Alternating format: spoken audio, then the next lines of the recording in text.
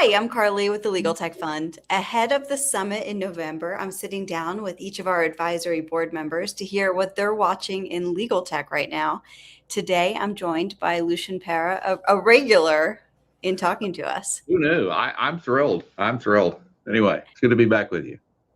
Well, I know you are busy, and you are busy because there is so much going on in the space right now. But for those who are meeting you for the first time listening to this, tell us what you're up to and where you're focused. So I'm an ethics lawyer. I practice with Adams Reese. I'm based in Memphis, but I seem to be lots of places these days. But what I do basically is I work with, I think the best way to put it is all kind of innovators, lawyers, law firms, tech folks, non-law businesses that want to do innovative things in the legal space generally. And I help them with complying with the lawyer regulatory structure. That's really it in a nutshell. I could make it more complicated, but that's it. Excellent. There is so much going on this year.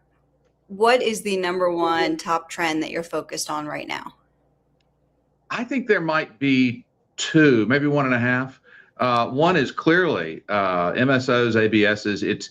It's helping people who are trying. I mean, it's what I just said. It's people come to me, they got a new business plan. They're a law firm, they want to expand. They're a tech company, they feel like they need a lawyer. They're a CPA firm, they feel like they need a law firm, and they might want to own it, so they might want an ABS, or they might want an MSO. And how can they do all that?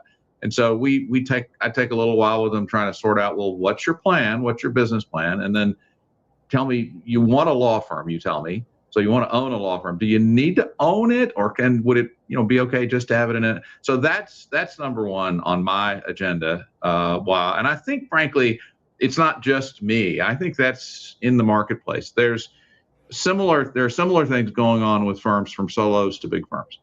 The other piece is AI. I mean, I realize AI is the number one item in everybody else's agenda in legal. It's really kind of the number two, but it's number two with a bullet because it affects lots of things. There are AI companies, and I'm helping, either build a law firm, or I had two different folks, for example, in the last 2 weeks, very concerned about pricing.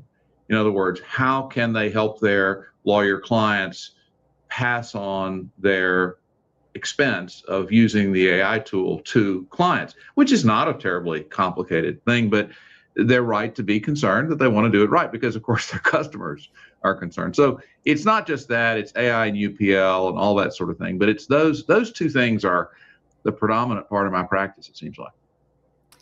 That's interesting. It feels like every event that I go to, pricing is on every panel and top of mind, but not much has changed yet in reality. I think that's right. Our firm is seeing this too. We're seeing pressure. We're not just seeing pressure from clients. We're seeing a little of that. We're seeing pressure from lawyers. Lawyers feel like they want to be competitive. They want to be innovative, but they also want to use that to be competitive, which is all the right instincts. I mean, in other words, it's, I remember, I hate to sound old, but I remember when email came on board and when the internet came on board, lawyers are very much more leaning forward into this tool. And that also means leaning into pricing questions, and which is a good thing. I think it's good for everybody. Leaning more into AI than when email first came out? Oh, yeah, absolutely. Because email that's amazing. For the first couple of years, it was just a curiosity. There were some clients who were really, we're talking like the mid-90s. But the internet a little differently, because there were some lawyers, I'm thinking our friend Greg Siskin in Memphis, but who were leaning into that, as a sort of helpful tool. But it was the speed is nothing remotely comparable. The adoption of AI, but more than adoption, the desire on the part of a substantial, so far, minority of lawyers and law firms to use it well. I'm using that quote going forward. Okay. Thank you. Okay. Bye. So we talked about this year, and I know something you and I have talked about in the past is how much you think the world will change, but what's your biggest, boldest prediction for 15 years from now? What will the Oh God. industry look like? Yeah, I'm at an age where 15 years seems like an awful long time. My hope is I'll still be here doing stuff. I don't know. Where, as they say, where you stand depends on where you sit or whatever. Maybe it's the reverse, but I do think, and I've talked with firms ranging from my own firm to a lot of other firms. I think one of the things this economic change and technological change is going to affect is what's a law firm and what's the relative power of a law firm. Law firms are today, I think, they are realizing more than ever how much less power they have in client relationships or as with their partners because of the mobility of lawyers and the infusion of capital. But the infusion of capital is going to allow them to become more powerful institutions, I think. But it's also, tech is going to also help. I think the technical term is disaggregate them, but maybe that's not the right term. But it's going to. I know this. I know law firms looked the same, even when they were 5 lawyer or 500 lawyers, from when they were started in the early 20th century until the 70s or 80s. They were basically the same. That's not true anymore. It started changing in the 80s or 90s, and it's radically changing. So I don't know what that means, but I think it means that we're going to see, people have choices in where they practice or where they get their legal services. And some things are going to be looking like traditional law firms. Other things are going to be looking more like loose affiliations of lawyers.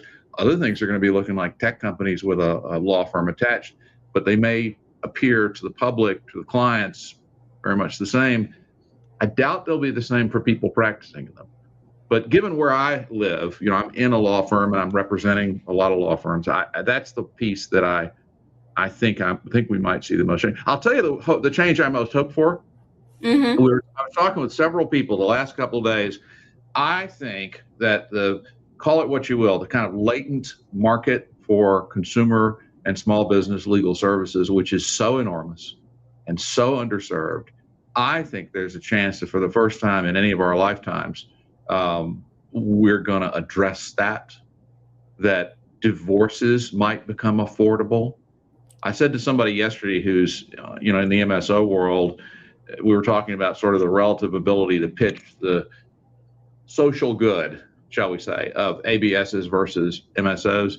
Well, if in a year you could say, you know what, MSOs have cracked the code on how to bring family law services prices down and availability up. If we could say that, damn, that would be something. I think you could see that on the horizon. Maybe it won't materialize, but those two things are what I would be thinking about. I very much appreciate that optimism. I'm generally optimistic, but I'm not usually accused of optimism. So anyway. Not an accusation, positive agreement. No, I know. So you've joined the advisory board for the TLTF Summit. Thank you. What are you looking forward to this year? What are you excited? I know the world will change again between now and November, but what's top of mind for you for the summit, and what are your tips and tricks for those attending? Well, first of all, attend. I just pitched somebody yesterday who called me and said they were thinking about it. I said, yeah, you got to go. Last year was the first one I had been to. Crispin Passmore told me it was the best conference he'd ever attended. It was last year the best conference I have ever attended. I certainly expect, because I've seen behind the curtain on the planning of the programs, I expect the programs to be excellent, as they certainly were last year, period. But I've said this, I think, to you and to others at TLTF, what I appreciate most is the community and the venue, shall we say, the forum. Number one, the community of people that y'all have curated, I guess is the only word for it, to come, present company excluded and all that, is really quite remarkable. There's not another, I'm not aware of any other place this group of people get together. And y'all also have, and I've helped program some other conferences and have over the years. The other thing that's great about what y'all do is somehow you've programmed it in a way that allows a lot of interaction on a more informal basis that is, not obviously oriented towards pitching business, but is a lot about pitching ideas.